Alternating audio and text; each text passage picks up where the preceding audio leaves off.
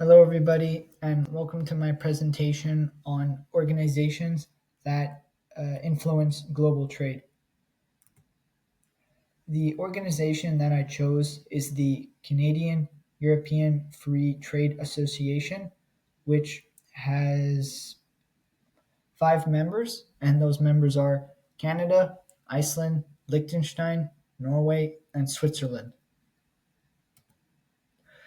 The history of this association was that it was signed in January of 2008, which 1 year and 6 months later, it was officially enforced in all participating nations as of July of 2009, which the agreement still stands today.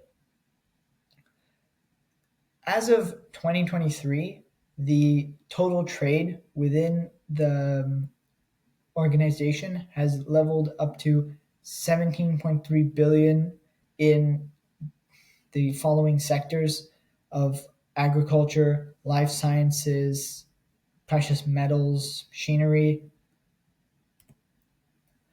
The goals of this agreement.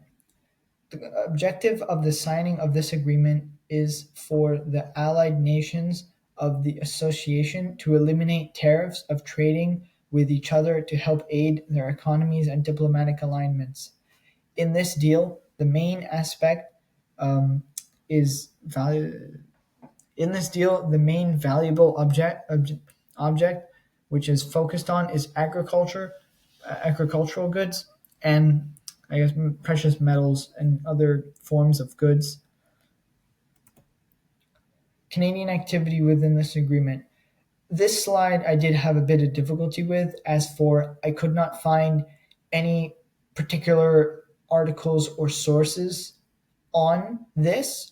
I did, however, find articles and sources of a moment where the Canadian government had continued to express their support, not necessarily continue signing or anything like diplomatically or politically, just express their support for the agreement, which was in a video where it was a short clip of Mark Carney just agreeing, or Mark Carney agreeing that it's a very good organization and it should be continued. Strengths of this agreement.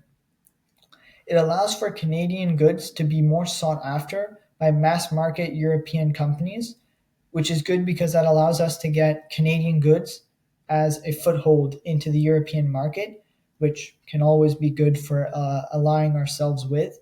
Say, Liechtenstein, for instance, if they wanted to, they could buy some of our wheat or our copper, for instance, and then we could buy it from them, commodities or food, which is always a big one in the trade world.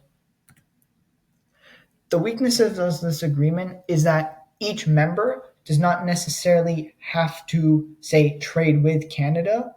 They could obviously choose to trade with the European nations themselves, as per they are much closer to each other, allowing for shorter transport costs, shorter transport times, especially when dealing with agricultural goods such as wheat or sugar or any commodity that has a time limit of spoiling. Then, as for if they had to put it on a ship to then have it cross the ocean to get to Canada, they would have to employ more tactics of making sure it doesn't spoil, or transportation and all this, compared to, say, Liechtenstein and Switzerland. If they were to, say, exchange wheat, it would be a lot shorter distance, meaning that in essence they save more money whilst receiving a bigger part. So there's downsides in this. My personal thoughts on this agreement are that it's a very good positive for Canada, as it allows us to get a better diplomatic and political understanding of our European allies, whilst also not entirely relying on the American economy. As for when Trump released the tariff list and Canada was affected pretty negatively, our economy saw a bad decrease. And now that if we can focus more on the EFTA, it would be a lot better as for we can now not have to rely as much on the American economy and more focus on the European, which provide predominantly better sources of trade than, say, America. And these are my sources used. I found particular interest in the first one here. It was very interesting and also very informative. Thank you for listening.